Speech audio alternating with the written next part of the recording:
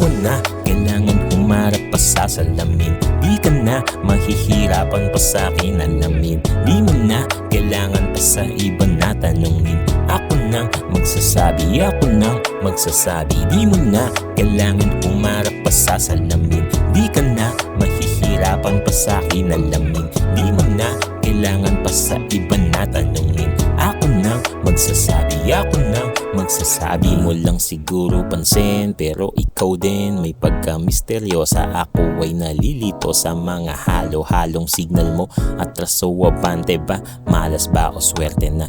Ngayon na o bukas pa? Dito fairy tale, baby ko gising na. And I don't really mind kung everyday ka piling ka. Alam kong mapili ka at masyadong nag-iingat, kaya lilinawin ko para sa'yo aking balikat.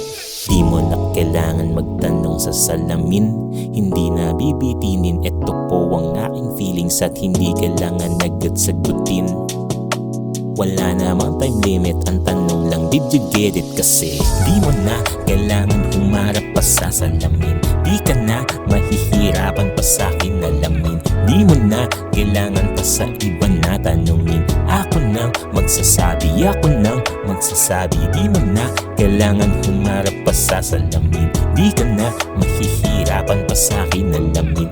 Di mo na kailangan pa sa iba na tanungin. Ako nang magsasabi, ako nang magsasabi. Alam ko na what has been said, medyo hirap ka nang maniwalang may hiwaga tayong dalawa'y tinadhana, machati with chia seed.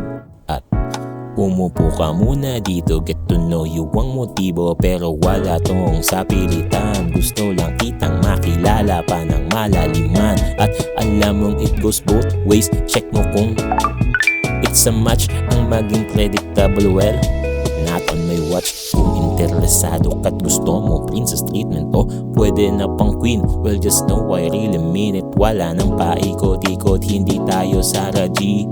Harap likod o gilid mo, that's where I wanna be. Kasi di mo na kailangan humarap pa sa salamin. Di ka na mahihirapan pa sa akin alamin. Di mo na kailangan pa sa iba na tanungin.